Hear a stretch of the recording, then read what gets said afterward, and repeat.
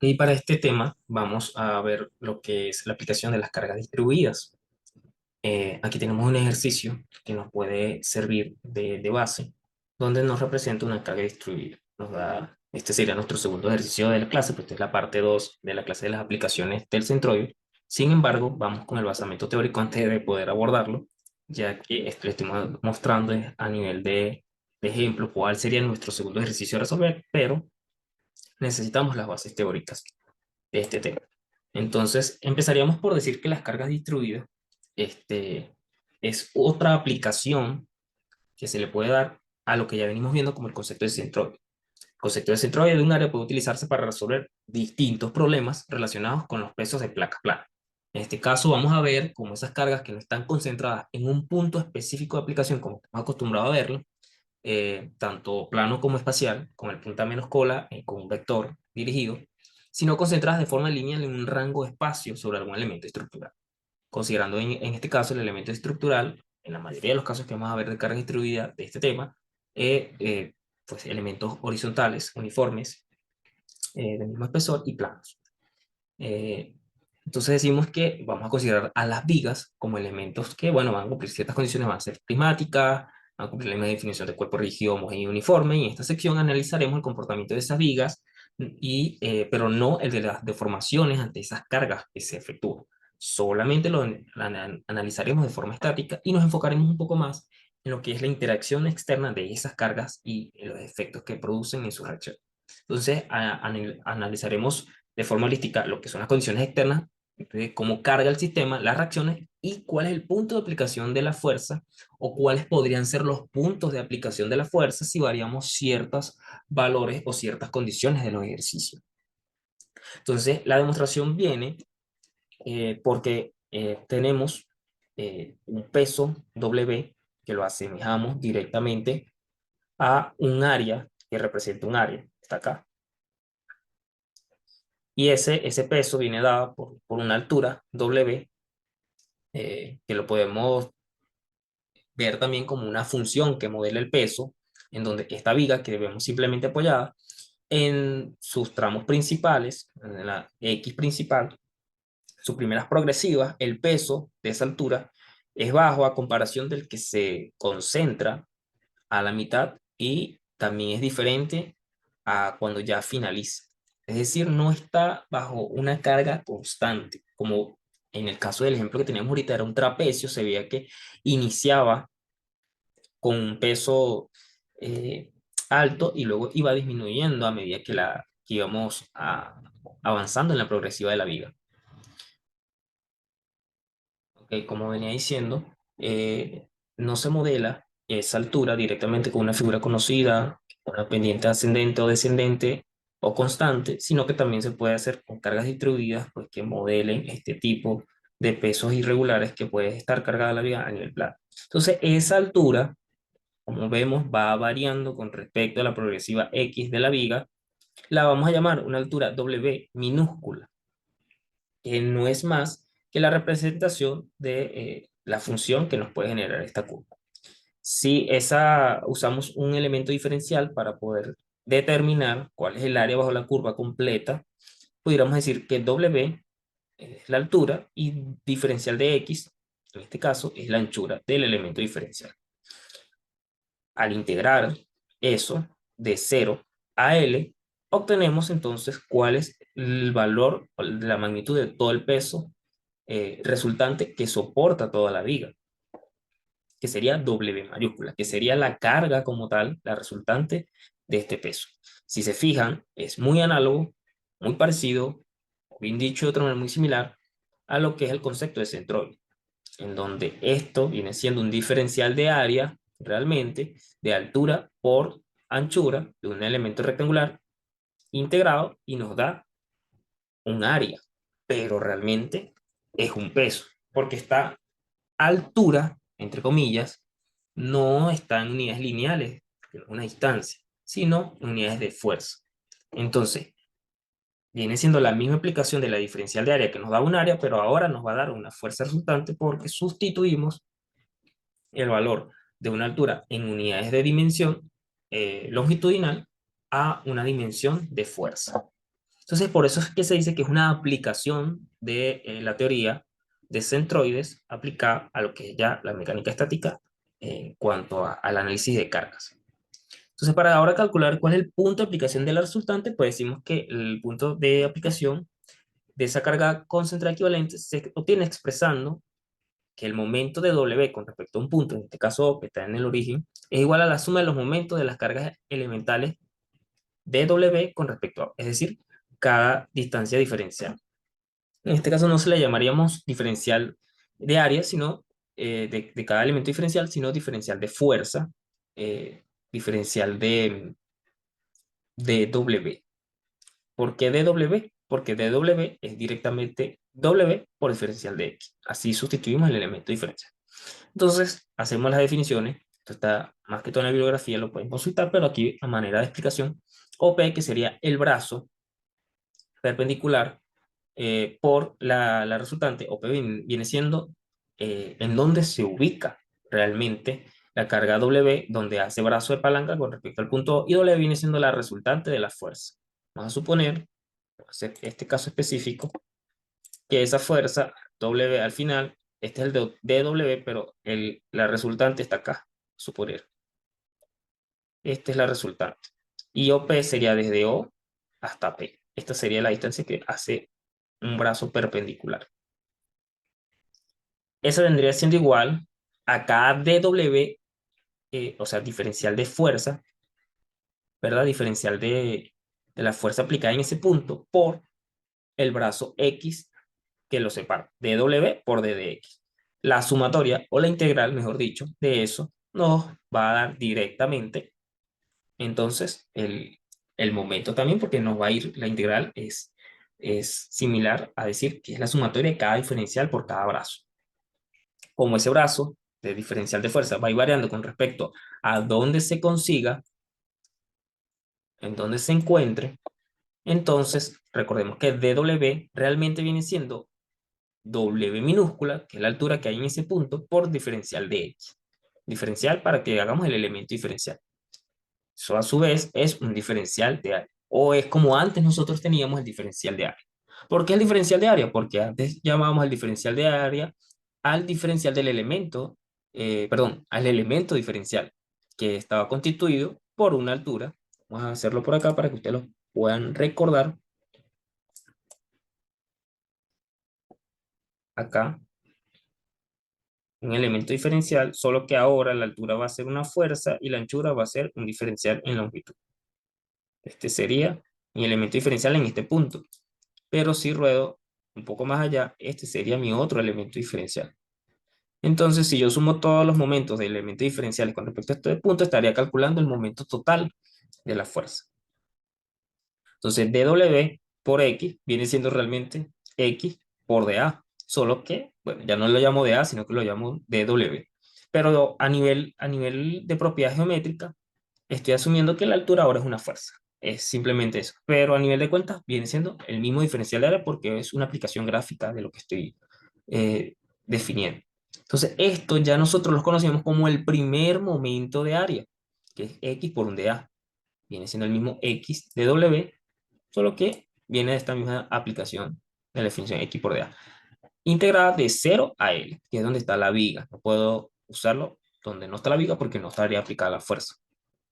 Al W realmente le estaríamos llamando el área total, que sería el W resultante de la fuerza aplicada, y el OP sería el brazo perpendicular. Entonces, si hacemos algunos artificios, nos vamos a recordar que OP entre A por QY es más que X por dA, viene siendo el diferencial de QY, este que está acá, viene siendo QY, este es área y este es OP, que es el brazo que me separa del momento, y si despejo sería QY entre A, OP sería QY entre A. Eso quiere decir, nosotros recordamos que este QY entre A viene siendo el centroide o el equibarra. Decíamos antes que equibarra era igual al primer momento de área con respecto a Y entre el área total. Por supuesto, aquí lo estamos diciendo a nivel gráfico, pero esa área viene representada realmente por un diferencial de fuerza. Entonces, esta OP realmente es el brazo. Si yo quiero calcular el punto de aplicación de una resultante, de una fuerza, de una carga distribuida que se pueda modelar en un área irregular, realmente estoy buscando el brazo perpendicular a cualquiera de mis elementos, realmente va a ser el centroide. Entonces quiere decir que puedo aplicar todas las teorías de primeros momentos de área y de centroide para calcular la resultante de una carga distribuida y por supuesto el centroide, que es el punto de aplicación de esa carga distribuida.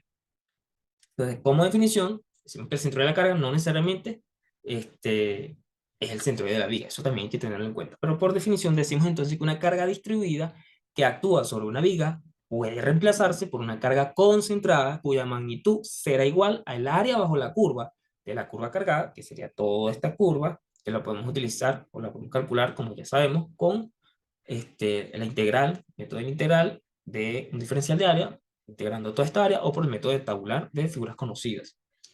Entonces, esa magnitud de esa fuerza va a ser igual al área bajo la curva de esa carga y su línea de acción pasa a través del centroide de dicha área. También la vamos a poder calcular porque ya nosotros sabemos calcular centroide de áreas, figuras conocidas o no conocidas por el método de integración. Aunque nosotros podamos calcular ese centroide, como se puede apreciar acá, el centroide no necesariamente va a coincidir con el centroide de la viga. Esta es la acotación que está acá. Entonces, el centroide de la viga no consigue con el centro de la figura. Eso va a depender de la carga. Si esto fuera rectangular, posiblemente sí consiguieran porque es justo a la mitad. Si es triangular, no va a coincidir. Y si es de otra forma, tampoco va a coincidir. Entonces, que tengamos la noción de cuál es el centroide de la viga, no quiere decir que vamos a poder siempre decir que ese es el centroide de la figura que estamos utilizando. Entonces, yo creo que ya pudiéramos abordar un ejercicio, o por lo menos este ejercicio. Vamos a ver este ejercicio. Y fíjense que es una viga también simplemente apoyada con una carga distribuida, en este caso de 150 libras por pie, sobre pie, porque por supuesto lo que me quiere decir es que esta carga está aplicada aquí por cada unidad, podría ser de metros, pero en este caso es por cada unidad de pie. Pero va disminuyendo hasta 120 libras por pie. Entonces quiere decir que tenemos una carga trapezoidal. Y por lo más probable es que por aquí esté su centroide, según un trapecio, y no coincida con el centro de la viga. Como tal, este ejercicio nos va a servir para poder pues, entender un poco más sobre lo que son la aplicación de las cargas distribuidas y vamos a determinar la magnitud, la localización de la resultante de la carga distribuida y las reacciones en los apoyos de la viga. En este caso, como es simplemente apoyada, pues las reacciones en A y en B. Vamos a resolver este ejercicio para entender. Lo primero es que podemos sustituir, que ya venimos de hacer un ejercicio con trapecios, pues creo que ya estamos bastante ávidos con ello. Podemos hacerlo de una manera un poco más simple para que lo podamos entender, sustituyendo esto en dos áreas. Una triangular que vamos a llamar A1 y una horizontal perdón, rectangular que vamos a llamar A2. Tenemos la longitud y pues las alturas respectivas de cada una área. Dividimos el área de la carga distribuida en áreas más sencillas conocidas por nosotros para trabajarla de forma independiente. Como podemos ver, podemos hacer de una vez el llenado de la tabla, como lo hacíamos en Centroid, y tenemos que ahora lo vamos a llenar por figura, eh, por el método de Centroid de áreas compuestas. La primera es un triángulo, ¿verdad? A1, y la segunda un rectángulo. En el caso de la A1, pues el, el área de un triángulo es base por altura entre dos. Entonces la base es 9 pies, la altura realmente es 150, ¿verdad? Pero solamente es esta altura que está acá, por lo tanto tenemos que restarle los 120, porque esta 150 es desde de la base de la viga hasta acá, desde la cara de la viga hasta acá. Entonces sería 150 menos 120 como altura por la base que es 9 entre 2. Eso nos daría un total de 135 libras. ¿Por qué? Porque esto está en libras. Entonces libras pie por pie me queda en libras. Aunque esto es área, se supone que venimos de la definición de área, realmente estamos en unidades de fuerza, porque es la resultante del triángulo. Estos 135 libras representan cuál es la resultante del triángulo. Resultante de la carga distribuida. Eso quiere decir también que ambas cargas distribuidas pueden asemejar esta y esta puede ser descompuesta en dos cargas distribuidas, una triangular y una horizontal o rectangular. El centroide, en este caso, tenemos como X, Y. Recordemos que acá llamamos centroide.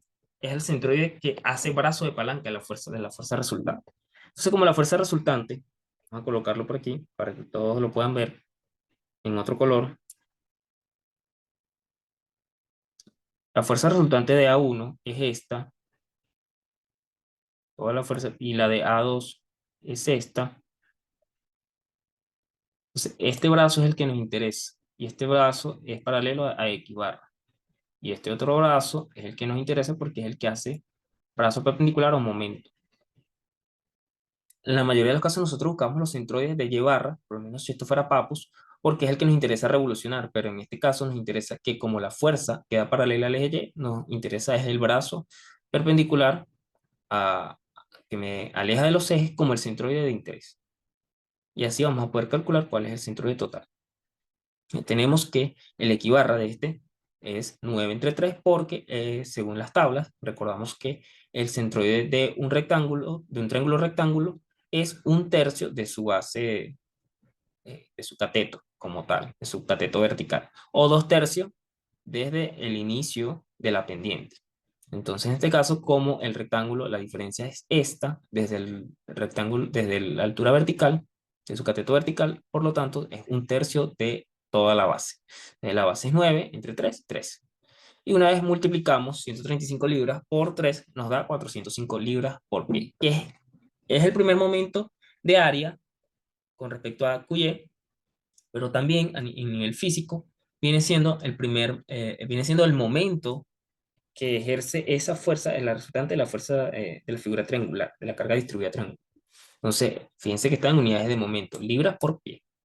Análogamente lo hacemos con el rectángulo 2 y es más fácil porque, bueno, 120 es base por altura, 120 por 9 sería el área, 1080 libras, el centroide pues directamente la mitad de 9 pies, 4.5 y la multiplicación de ambos me da 4.860 libras por pie porque el primer momento de área de ella corresponde al momento que hace con respecto al punto A. Al sumar ambos, tenemos entonces el momento generado por ambas fuerzas entre el área total, perdón, y tenemos el área total de la figura, que sería la suma de ambas áreas. Al dividir este momento entre el área total, nos va a dar directamente el centroide promedio o el centroide eh, que refleja el punto de aplicación de la resultante global de esta carga distribuida. Entonces, si lo vemos de esta manera, vamos a ver cuánto nos da y directamente diríamos que el equibarra, que sería el punto de aplicación con respecto al eje Y, sería 5.265 libras-pie, que sería acá el momento entre el área total. El área total que en realidad no es área, sino fuerza total de ambas cargas distribuidas. Serían 1.215 libras. Entonces eso, en total, bueno, ahí se veía el paso 2, es el resumen de lo que estoy diciendo, que es que llenemos la tabla y el paso 3, aplicar la ecuación de centroide para conseguir cuál es ese punto de aplicación. Y el punto de aplicación nos da en X igual a 4,33. ¿Pero de dónde? Medido desde el eje coordenado que se ubicó acá. Siempre voy a recomendar que lo ubiquen en la esquina superior o al inicio de la viga porque por temas prácticos más trabajar por los ejes positivos. El equibarra es 4,33 y la magnitud de esa fuerza del resultante es 1.215. Entonces pudiéramos concluir que la resultante de la viga se encuentra es de 1.215 libras a 4,33 pies del punto A. Y esto sería este ejercicio bastante sencillo. Luego tendríamos eh, este diagrama de cuerpos libres que hay que realizar como paso 3 para poder calcular las reacciones, porque ya sabemos cuál es la resultante y cuál es la distancia perpendicular de esa resultante. Entonces hacemos un diagrama de cuerpo libre con la magnitud y la resultante de la carga distribuida localizada a tal y las reacciones que generamos. No hay reacción en este articulado, que recordemos que el articulado tiene dos reacciones, horizontal y vertical, pero como no hay cargas horizontales, pues eso nos va a dar cero. Y esto, que es simplemente un rodillo, va a ser vertical. Entonces aplicamos la ecuación de equilibrio para planear y determinamos las reacciones de la viga simplemente apoyada. Pues muy directamente con el primer momento, un momento con respecto a A, y decimos que, bueno, que RB, que sería esta reacción, por 9 pulgadas, sería el momento que haríamos en este sentido antihorario positivo, menos 1.215 por 4,33, como es horario negativo, igual a 0. Y ahí despejaríamos RB, que la reacción B nos daría un total de 584,55 libras. Si hacemos la sumatoria de fuerzas en Y, directamente RA más RB menos 1.215, o que va hacia abajo, podemos igualar a 0 y recordemos que ya tenemos RB, también tenemos esta, podemos despejar directamente RA y nos da 630,45 libras. Entonces ya tendremos las reacciones de esta viga con su respectivo sentido y magnitud total de cada uno. Entonces, es un caso bastante sencillo. Por supuesto, hay muchos casos más complejos y vamos a hacer otro ejercicio que nos permita ver qué tanto podemos partir de, pues, de las ecuaciones originales y de las aplicaciones que ya hemos visto de centroide para resolver.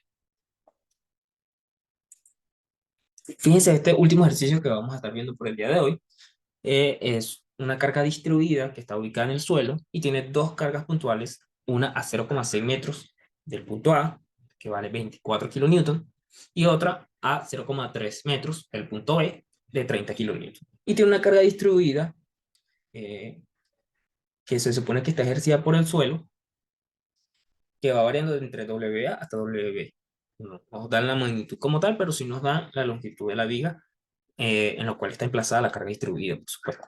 Entonces, el enunciado solamente dice, la viga AB soporta dos cargas concentradas y descansa sobre el suelo, el cual ejerce una carga ascendente linealmente distribuida, como se muestra en la figura. Esta va ascendiendo a medida que va avanzando por características del suelo. Determine los valores de WA y WB.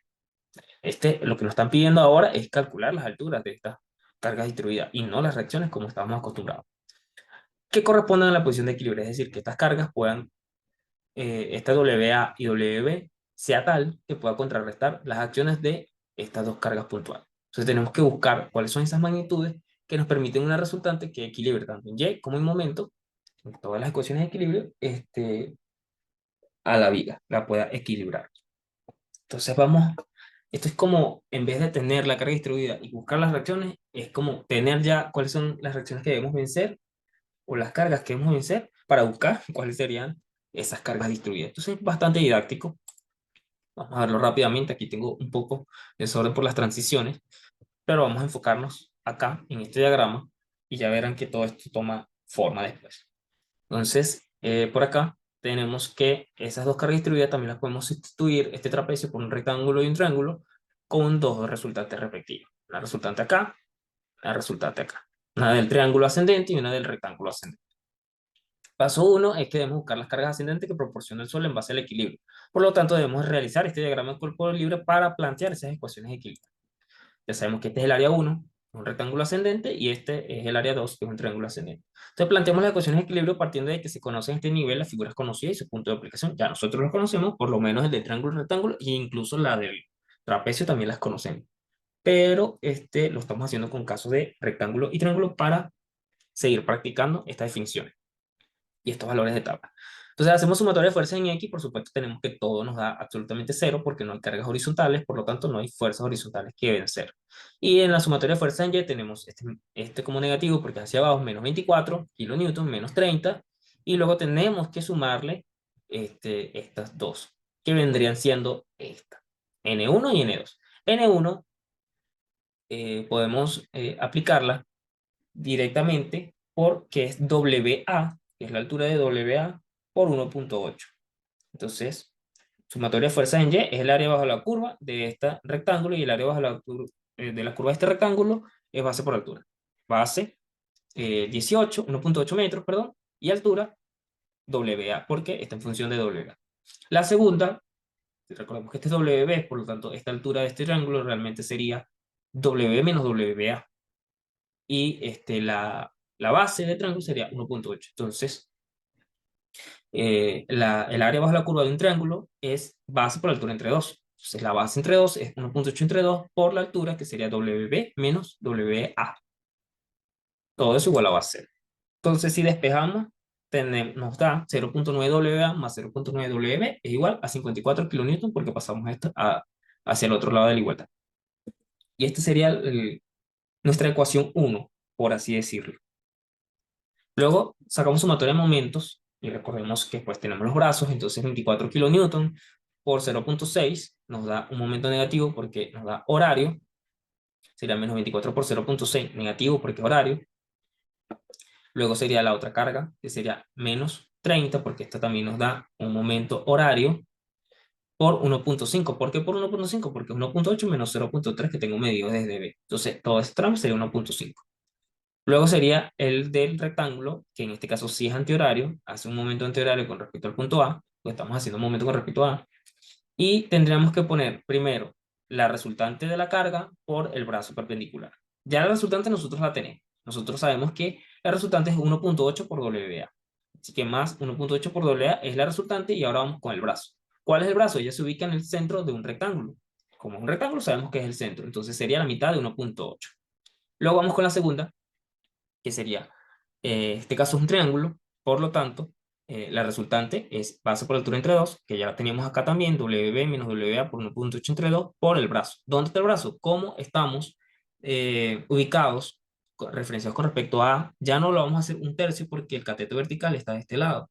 Vamos a hacer desde donde inicia la pendiente. Entonces, si esto es un tercio, o decíamos que por tabla esto era un tercio, esto pasa a ser la distancia que me separa desde donde inicia la pendiente del triángulo es realmente 2 tercios de la base. Entonces, la base es 1.8 y la distancia que me separa es 2 tercios de esa base.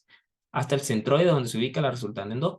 Y esto lo tenemos por tabla porque ya lo hemos definido en varios ejercicios. Entonces, WB menos WA por 1.8 entre 2 es la resultante por el brazo perpendicular, que sería 2 tercios por 1.8. Aquí está un poquito desordenado, pero vamos a ubicar entonces todos los resultados para que podamos definir.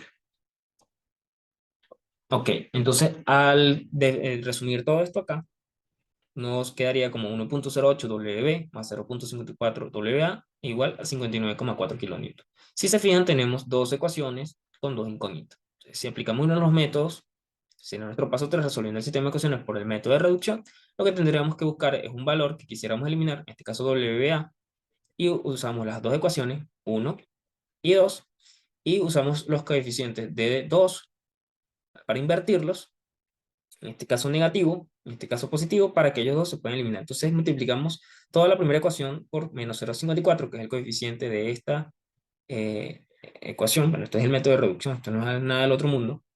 Y al multiplicarlo nos da menos 0,486 WB menos 0,486 WA, igual a menos 29,16. Y abajo multiplicamos por el coeficiente, otra vez de WA, porque es la que estamos buscando, pero que quede positivo para que se puedan anular. 0,90 por 1.08 me da 0,972 W más 0,9 por 0,54 me da 0,486 WA. Este es negativo y este es positivo, así que al sumarlo, pues se eliminan, se anulan.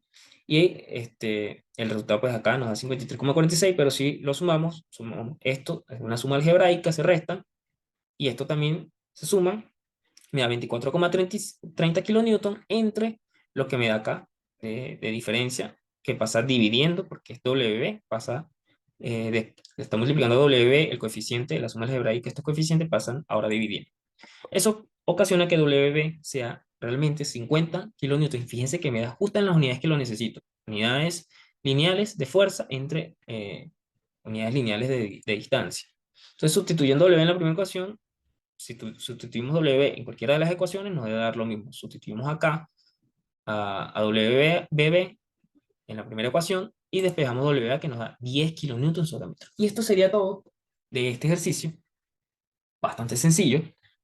Bueno, sencillo en cuanto a cuenta, un poco más corto que el anterior, pero tiene otro tipo de aplicación. En vez de darnos la carga distribuida y calcular las reacciones, nos están dando las reacciones o las cargas o las acciones que generan equilibrio y nos piden la carga distribuida para poder generar o mantener ese equilibrio. Entonces tenemos dos formas ya de hacerlo.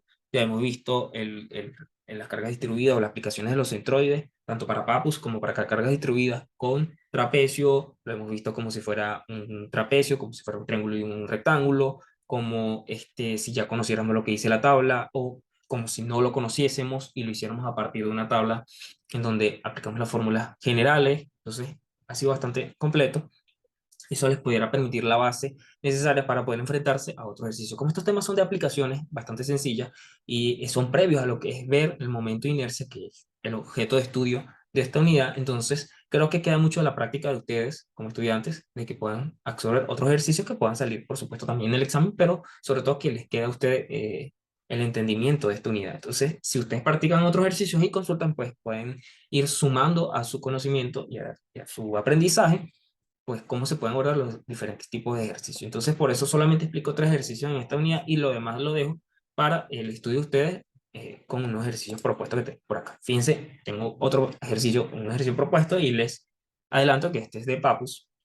Se puede notar porque hay un eje de rotación y lo que les pido, o lo que se pide es determinar el área superficial y el volumen del sólido que se genera al girar 360 grados el área sombrada alrededor del eje central.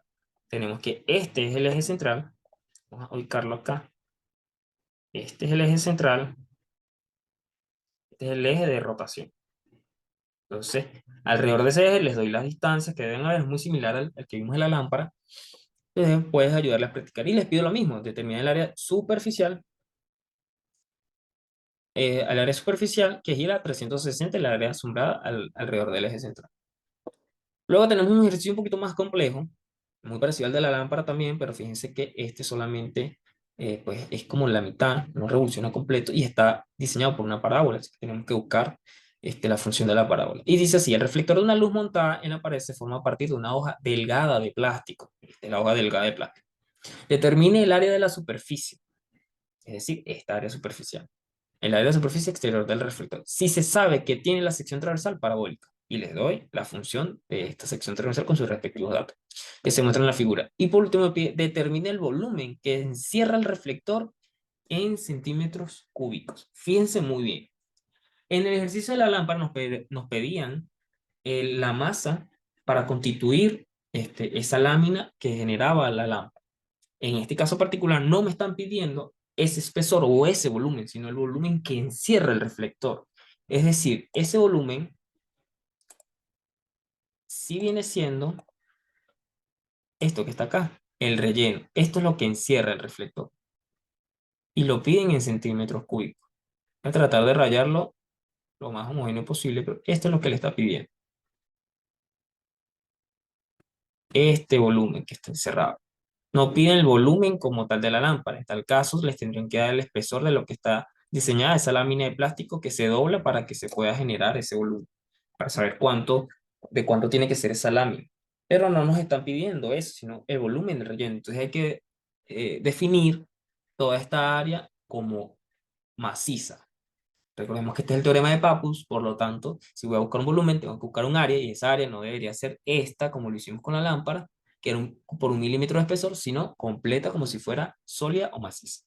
Solo que esta no se gira a 360 grados, porque si se ve, está justamente a la mitad de una pared, por lo tanto se gira solamente 180. Entonces, ahí está la aplicación de este ejercicio para que lo puedan resolver y cualquier cosa consulten al Classroom o al Flowchart, que va también para su estudio porque es un muy buen ejercicio para practicar.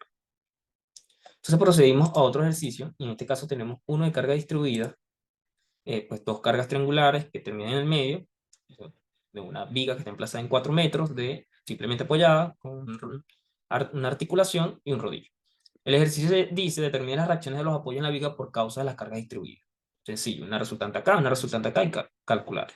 Pero me pide que considere la distancia A, que por cierto no me la dan, donde finaliza el primer triángulo, tal que se cumpla que la reacción en B sea mínima. Es decir, que esta reacción acá sea mínima. Para que eso sea mínima, yo debo generar un sistema de ecuaciones que me permita buscar pues, cuánto sería ese máximo mínimo que pudiera tomar B como reacción para poder determinar A. Yo sé que se ve como complejo, porque realmente no pudiéramos buscar las reacciones si no tenemos este valor de A. Entonces, lo primero que tendríamos que hacer es considerar un valor de A tal que la distancia nos permita cumplir eh, que por supuesto, aunque tengamos las alturas, ahí vamos a ver cuánto es la resultante de cada una con respecto a las bases, A y lo que queda acá, pues ver entonces cómo varía si A es más pequeña o A es más grande, si vale 2, si vale 1, si vale 3, si vale 1,5, cuánto tiene que valer para que la reacción en B tome valores mínimos.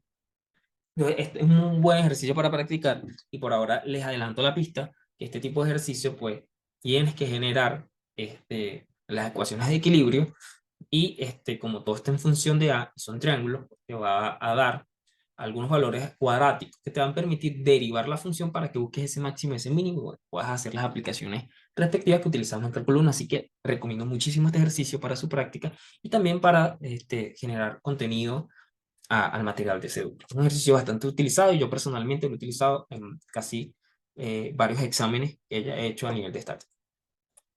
Y por último tenemos este ejercicio un poco más complejo, en donde ya no partimos de un rectángulo, de un triángulo, sino de una parábola distribuida, en donde una parte de la parábola tiene carga distribuida ascendente, y la otra parte de la parábola, después que intersecta la viga, tiene una carga distribuida descendente.